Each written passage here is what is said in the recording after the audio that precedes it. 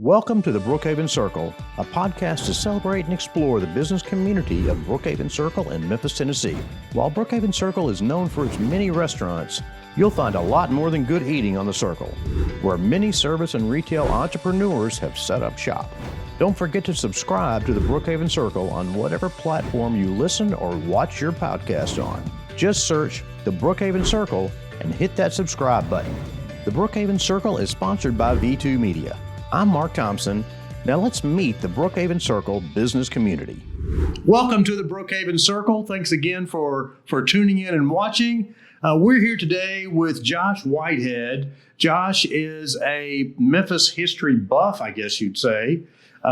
You write about Memphis history and Memphis places and things. So we thought we might learn a little bit today about the history of this area and of the Brookhaven Circle. So, Josh, welcome to the podcast. Thanks for coming. Thanks for having me. So, before we get started on the history, if you would, tell us a little bit about how you got to where you are, as far as being a history a buff of things, history and building and. That's a great question. I think it goes back to my childhood when I was young. My family moved down to Dallas, Texas. And it was, Dallas, Texas in 1980 was the it place to be all through the 80s. And so coming home to visit my grandparents in Memphis, I got to compare and contrast the growth of Dallas with the growth of Memphis. And I guess maybe that's where my interest in cities, because those are two very different cities that have grown at two very different paces, right? Just watching that happen over the course of, I guess, about 10 years, really piqued my interest as a kid. And then that's just continued for the rest of the days. And the rest is history, as they say. Yes. So you've got a Memphis Places and History and Lost Memphis blog, which is very cool. That's CrimDayMemph.com. Memph. Memph. It's a alcoholic reference. Yeah. CrimDayMemph.com. Yeah. I'm up to almost 400 posts now. I didn't think I would have this much material, but just this afternoon, my boss spurred a thought in my head that I think will become a post. So anything, I don't know if anybody else finds these things interesting, but once in a while, someone does. Every once in a while, a blind pig finds an acorn. So that's right. The squirrel, the pig, whatever. But yeah, well, that explains. Then I noticed on your blog the Swiss Avenue in Dallas. So I'll have to ask you about that later. I wondered where that came from. I did too. So I found your blog when I was doing some research on this area's history, and talk to me, if you would, a little bit about the history of this area, and maybe who first owned this property way back. So White Station, which is kind of this neighborhood, was originally called White's 'S Station. And that name came from Eppie White, who called himself Colonel Eppie White. He was born in 1790, which I have not found any evidence of which war he fought in, but it wasn't the Revolutionary War, and he died in 1857, so it wasn't the Civil War. So it's one of those ones that we forgot about. 1812, French and Indian, maybe. Something. Or he could have just been a self-proclaimed colonel, which has happened over the years, right? Big fan of fried chicken, maybe? Yeah, right. He allegedly bought 9,000 acres directly from the Chickasaw Nation. 9,000 acres in this vicinity. And before he died, after he died, his land was platted. And when I say platted, I mean subdivided into several parcels. And that's recorded with the county register as the Eppie White subdivision, which is where we sit. We're sitting in lot 38 of that subdivision. But a little more about Colonel White. Eudora Baptist, which I think has probably closed doors for good. I know it's been renamed. They're at Perkins and Poplar behind the Walgreens now. Right, and it was over Park and Mendenhall, was it not? Well, maybe Eudora still exists, but he deeded and gave 2 acres for their establishment in 1850, making them probably one of the oldest non-downtown churches or parishes, I should say, in Shelby County. Let's see, when the Memphis and Charleston Railroad opened in 1852, that railroad opened up as the Memphis and LaGrange Railroad, which wasn't a very big deal, I guess, in today's, or maybe even then, terms. But when it reached Charleston, all the way to the ocean, it was big news. 1852, he held a barbecue, and apparently 2,000 people attended here on his property, which was a big barbecue. Yeah, and that's here in the same, basically the same area. Yes, sir. But the White's station really didn't take off until after his death because, again, the property was subdivided after his death in 1875. And that takes us to the name Brookhaven. This land was owned by the Brooks family. They owned a lot of, here we are at Lot 38 at the corner of White Station Road and Poplar. There were several Brooks at the time that owned larger pieces of property. I assume they were all related. But in 1950, Mr. Brooks sold this property to a development group that comprised of William Clark, who later built the Clark Tower, and Mr. Albert Scruggs. Albert Scruggs, not a lot of information I could find on him, but his son founded Scruggs Electric. If you remember, Scruggs Electric was for many years at Union and McLean next to what is now the Starbucks. Yeah. Actually, probably now it's the T-Mobile building next to Starbucks. So the subdivision was laid out, Brookhaven subdivision, as a residential subdivision with, what would you say, about 2,000 square foot houses, about 50 of them. Mr. Clark and Mr. Scruggs and the development group sold Mr. Brooks 3 lots. That was probably part of the deal, that Mr. Brooks would have some lots to then sell. But he died in 1952, so he probably wasn't able to do much with his 3 lots. He probably, his estate probably took care of them. Meanwhile, did you know there was a street right next door to us where the Clark Tower is? That was a street called Harvey. Harvey was laid out in the late 40s, and it was ironically developed by William Clark. It had houses built all on the east and west sides of it. It connected to Wheelus, which is now Wheelus Cove. Wheelus and Harvey used to create an L-shaped street that enveloped Brookhaven Circle. And ironically, I say, because William Clark then, about almost 20 years later, had to purchase back all of the houses along Harvey, because he had sold them all, and they were houses at this time, bought them all back, probably at a premium, because no eminent domain was exercised. He had to do this on his own, usually using a straw man, right? Because once someone realizes they're selling to Mr. William Clark, the price goes up. So you use different straw men to get this accomplished. And hopefully you can do it till the very end without spending too much money. But usually by the time you get to the last person, the jig is up, and that last property is very expensive. They know something's up. Right. So Mr. Clark tore down all the houses, closed Harvey Street, got rid of Harvey and all the utilities underneath it, and built the Clark Tower in the late 60s. So that, as expensive as that tower was to build, it was maybe a little more expensive because he had to purchase all these little houses up to build the tower. I think I know your next question because you shared it with me. If I may, I'll just go ahead and segue. You go. Okay. To the question of how did this area become commercialized, I find this fascinating.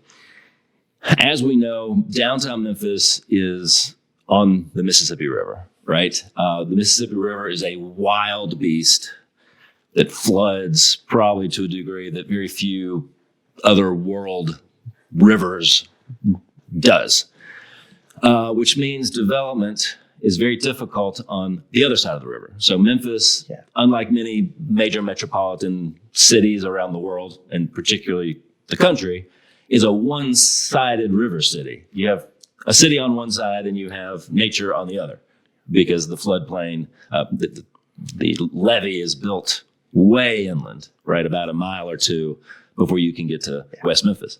Again, that's the flood zone. Well, that also affects the low-level areas on this side of the river, adjacent to Nonconnah and the Wolf River. So it kind of forced Memphis to grow in a very peculiar manner, eastward and almost exclusively eastward.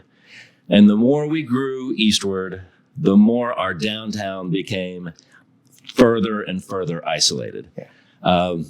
Really, it wasn't until World War II that became pronounced. If you look at the early growth in the late 19th and early 20th century, there was some commercial growth eastward down Union to some extent, Madison particularly, Madison all the way to Cooper.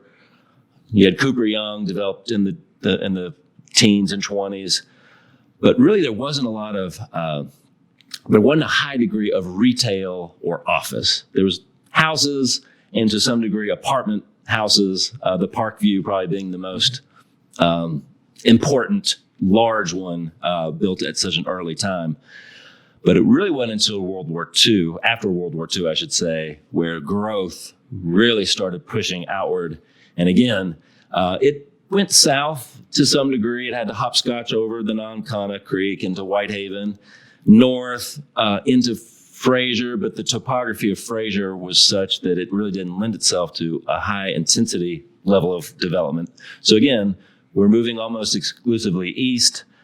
And in the late 40s, very shortly after World War II, one of the first shopping centers in the nation was built, suburban shopping centers, Poplar Plaza. Yeah. And that really started accelerating other retail and especially office uses, right? So as the rooftops start moving eastward, retail, people become increasingly disincentivized to drive all the way downtown, which is now at this point further and further, right, as the decades progress from their house. You want to shop local. And so along Poplar, you had started to have more and more shopping centers, but then also office buildings. And that kind of culminated in the late 60s with the development of the Clark Tower, which was probably at the time, especially relative to the city of Memphis's size, one of the most significant suburban office towers in the country. It was so far from downtown, so isolated, but it was really a response to this push and pull between the downtown interests and the suburban interests, which at that time, we probably now, in many ways, that battle is over. There's a song during Easter, the battle is o'er, the strife is done. At this point, for better or for worse, downtown has much fewer office space, much less retail space, et cetera, than its eastern downtown counterpart, which is where we are sitting right now. This is downtown for all intents and purposes. What's interesting that the buildup up until the development and construction of the Clark Tower were a lot of little mini battles. And one of the most written about and talked about was, and I say written about because it culminated with a Tennessee Supreme Court case. There was a battle over this gas station. It's now in Amico at the corner of Poplar and June. June is a street that really doesn't go anywhere. It runs into the railroad tracks. It's June, Oakhaven, a lot of those wrecks, which, like Brookhaven Circle, have become commercialized. Yeah. When Arthur Murray proposed that gas station, the city council, at the time known as the city commission, the planning commission, and I think the county commission, which was an administrative arm of the county government. They were all opposed to this, and in large ways, they controlled zoning. Well, the relief valve to zoning then and now is the zoning board, what Memphis and Shelby County call the Board of Adjustment. So Mr. Murray, after unsuccessful attempts to talk the planning commission, the city commission, the county commission, all the commissions, into the commercialization of his property, he went to the Board of Adjustment, and it caused a lot of stir. And a lot of people point to that gas station as the beginning of the zoning amendments, zoning changes to this stretch of Poplar.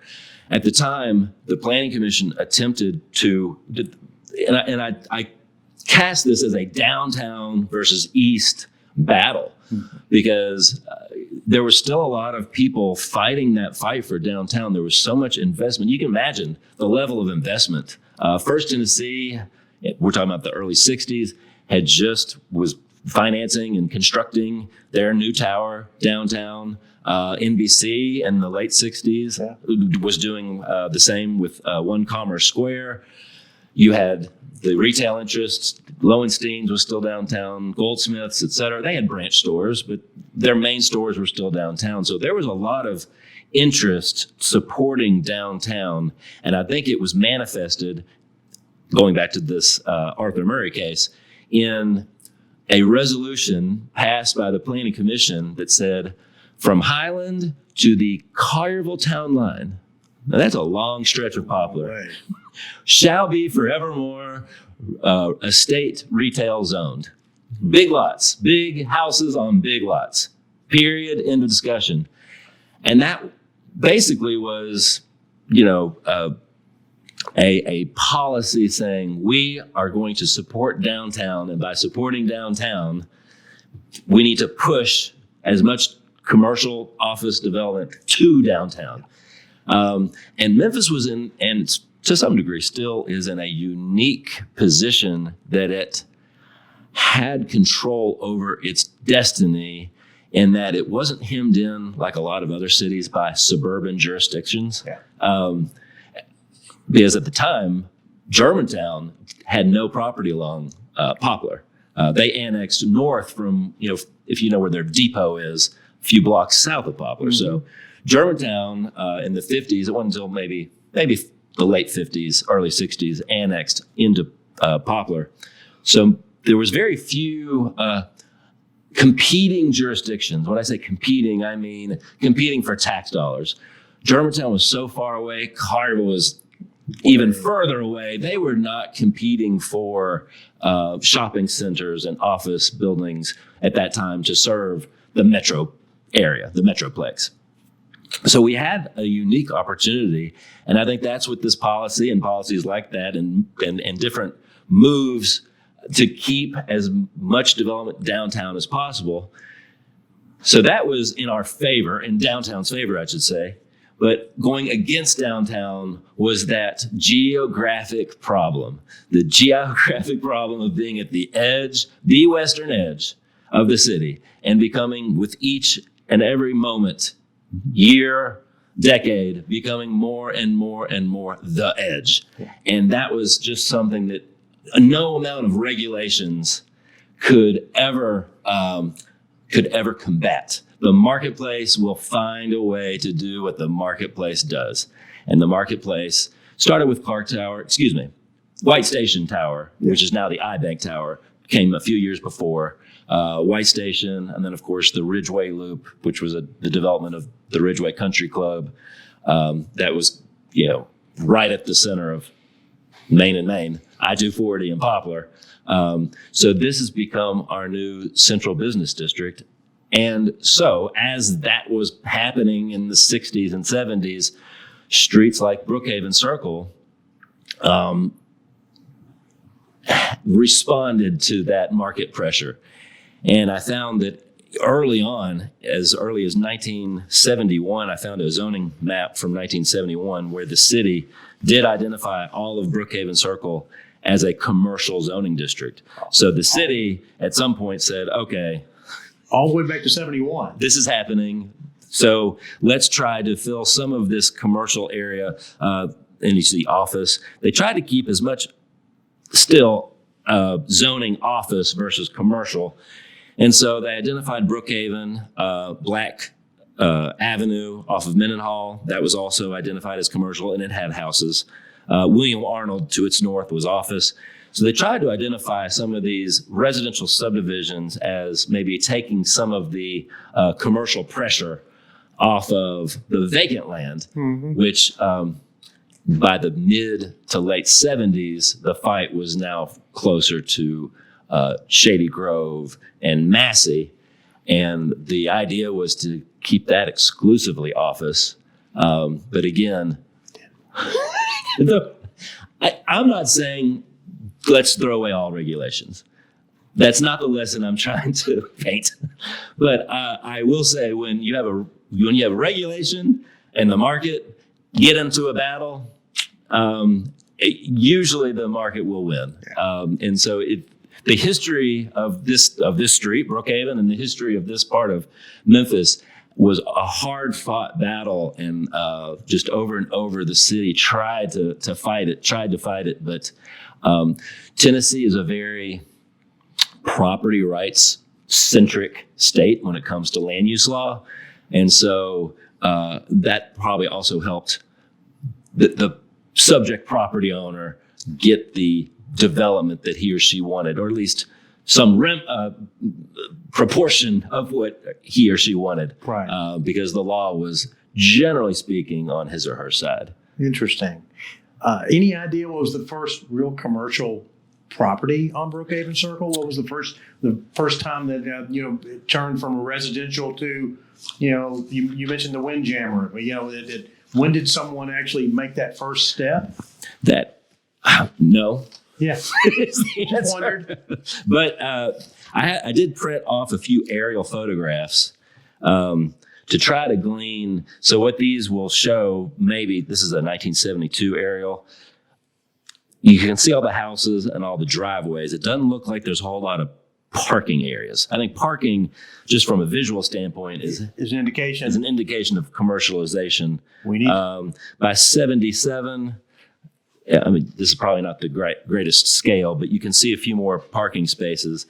But I think, in a way, this answers your question. I found this letter from 1983 for upper class fashions for the sophisticated woman. And Mr. Hudson, presumably the owner, he says that with the exception of 3 families, all of the 50 houses on Brookhaven are being used for commercial. So by 1983, it had almost completely turned to commercial. Interesting. That's pretty quick.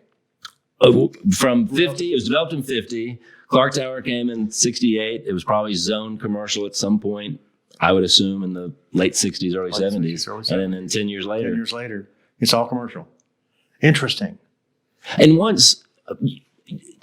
And I don't know about you, but up until recently, there was one last house on Brookhaven, or it looked like a house. There was no sign. And I know there's one last one on William Arnold, but, once they start going, you could imagine just being adjacent to a commercial building that was not necessarily built as a commercial building, right, with the setbacks and maybe other separations, noise and otherwise, between you and it. You can see how the dominoes probably fall pretty quickly. Pretty quickly, yeah.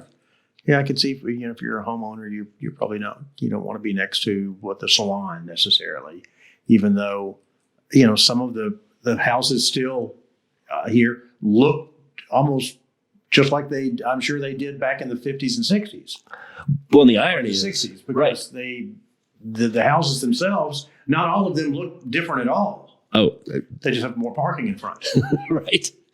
Well, and the trend, at least up until there's been a spate of criminal activity, not just in Memphis, but I think in many American cities since the pandemic.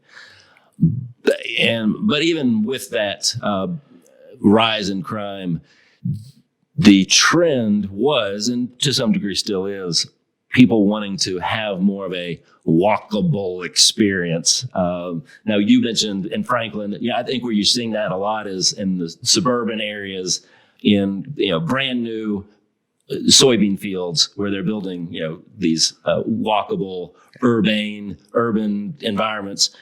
But that's also happening everywhere. And so the irony is, here we have a situation where people, who wouldn't want to walk to as many things as they could and not have to worry about driving home or driving anywhere for that matter. So the irony is, and I think we were just talking about this, there's now the first new housing on Brookhaven Circle since 1950. Yes. Because people want it. A new apartment complex or small complex. I don't know how many maybe units they have. Six or eight. But it's kind of neat to because I watched it grow up and thought it's kind of an interesting. And of course, if you live there, then you've got your choice of restaurants just up the street. Mm-hmm. You can walk to a lot of things, and I do walk the circle in the morning, so I get to see a lot of the restaurants opening up and get to see a lot of the different businesses that you don't notice driving. But when you walk it, you notice. Oh yeah, you notice so much more when you're walking. Yeah. Did we do this right? Because I was so worried I'd forget anything. I just. Yeah, it's like a fire hose. We could probably make this more conversational. It's a fire hose of information. It's good to watch. But I didn't want to have to consult my notes. No, it's good. That seems so amateurish. And I love, I live with my notes. Going to the battle, if you, the public library now, if you insert your library card number, you have complete access to the commercial appeal from, I don't know, the 1880s to the 1990s. And so you can find just article after article in the 60s and in the 70s that demonstrate this battle. Zoning battles frustrate East Memphis residents. And there's photographs. That's from 1963. Here's one from 1980. And you have in the foreground maybe one of the houses either on this circle or maybe on Pelham Circle on the other side of White Station with the Clark Tower in the background. So there's still, from the 60s, 70s, and 80s, there was still this consternation of the close juxtaposition of tall buildings and very low density housing developments. Yeah. I find it fascinating. Yeah. And you can see it in other cities too. Dallas, where there's a fine line between, office buildings along this particular corridor, Central Expressway corridor, and then very low density single family housing immediately behind. Peachtree, parts of Peachtree and Atlanta is the same way. So very interesting. Well, and that's why I wanted to have you join us just to talk about the development of the area and how it happened. Because I grew up not too far from here, over off of Sea Isle Park. And the article that you did on Eastgate caught my attention because I had, in my earlier days, I worked at Woolco for many years in my high school time. Woolworth's response to, I guess, at that time, there was a Kmart, maybe. Maybe. They were all Sears. Sears. And then one of my other first jobs was probably one of the battles, the Danvers at Poplar and Estate back in the 70s. Oh, well, and it might be another battle because it's been scraped. Well, it's a Taco Bell now. Oh, Poplar and Estate. Yeah. Oh, yes. It was a Chinese restaurant after Danvers. Oh, was it? Okay. Hunan, I think. Yeah. Okay. I'll have to look that up. I moved out of the neighborhood for that. I missed that part. Well, interesting. But when you compare, so the history of Memphis has been like this zoning and land use development kind of after the fact. Well, going back to Dallas, I didn't grow up in Dallas. I grew up in Plano, which was a way north, brand new, master planned suburb. And to compare what could be described maybe as a hodgepodge approach to land use, a case-by-case situation versus a more long-range planned, such as in Plano. Yeah. All I have to say is, to that, which side I lie on, when I was a kid, I started, my mom made a pecan pie for some guests that came over. And it was so good that I kind of, took a little piece here, took a little piece there. At some point, there were so many pieces, it was impossible to hide. And she said, you're going to have to go back to the grocery store and get pecans and Cairo syrup, because I have the pie crust, but I need those two things. I was 7 or 8, maybe. I was so scared, is an understatement, to ride my bike to the grocery store, because in these big master planned horizontal cities, the grocery store was miles away. I had to traverse several arterials because, we lived in a single family subdivision that abutted in all directions 50 other single family subdivisions. There was no commercial zoning or stores or Cairo syrup anywhere near. There's no pecans to be found. So looking back on that, should a 7 or 8 year old have the ability to ride his or her bike less than what seemed like 1,000 miles to do a simple task? Well, evidently your mother thought so. She, to this day, she denies this ever happened.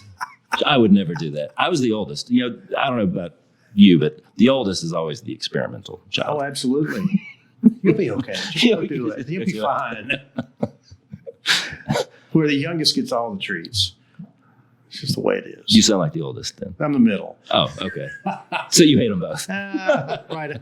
I can see both sides. You're right. Both of those guys got it better than me. Yep. I'm in the middle. That's funny.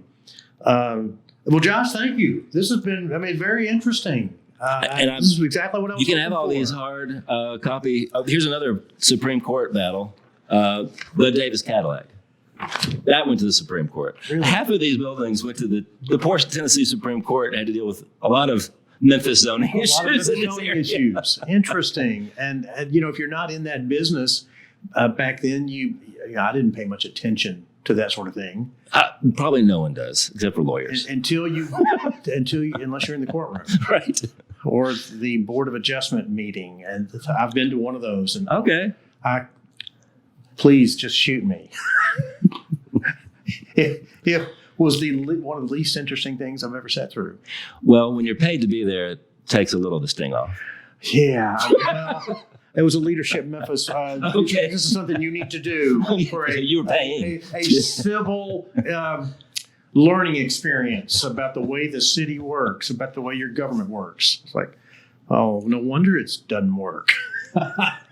I will say this about any zoning board in any zoning department, because I used to manage one. To its credit, when someone gives you at the city hall, and we're not talking about any particular city, all the cities. Yeah. If someone provides you opinion from the zoning department and it seems wrong, there's a zoning board. The zoning board will hear appeals from that opinion. It's really the only department and arm of the city government that you have a board of your peers to petition and say, this is wrong, or this is why I disagree. If you get, and I guess I should say this, the police department, when they give you a ticket, you also have that opportunity, right, to protest that ticket. But all other departments, if someone says, this is how it is, there's no administrative remedy, right? There's no board to seek relief from. No. You maybe have, at worst, and maybe your only option is to sue the city. I disagree with this decision, and there's nowhere else for me to go other than the court. And you're only doing that if you have deep pockets. Well, litigation is expensive, and I tell my clients, let's see, this is going to cost you X to litigate it, or it's going to cost you Y to just do it. Yeah. Oftentimes, Y is less. Yes. Let's just do it. Anyway. Well, Josh, thank you again. If someone were interested in getting in touch with you regarding Memphis history or your blog, how would they find you? My best email address is jwhitehead@bpjlaw.com. That's BPJ Birch Porter Johnson Law.com. Yeah. Good stuff. Good stuff. I've really enjoyed learning a little bit more about the battle up and down Poplar, the Battle of Poplar in White Station. Well, and my blog post has all the gory details if anyone's interested. And that's how I found Josh. And it is very interesting to see how parts of the city grew and were developed. And I've really enjoyed it. I love the Lost Memphis pieces of things that are no longer exist and where were they and why they don't exist. So it's just fascinating stuff. So thank you again for joining us on the Brookhaven Circle. You can find this podcast at thebrookhavencircle.com. You can find us on YouTube. You can find us on Spotify. You can find us on any other podcast platform that you might consume your podcast on. So please take a look, subscribe, and we'll be back next week with a new episode. Thank you. Thanks for joining us on the Brookhaven Circle. Please subscribe to our podcast and send us any questions or comments you have. The Brookhaven Circle is produced by V2 Media, a part of the business community on Brookhaven Circle.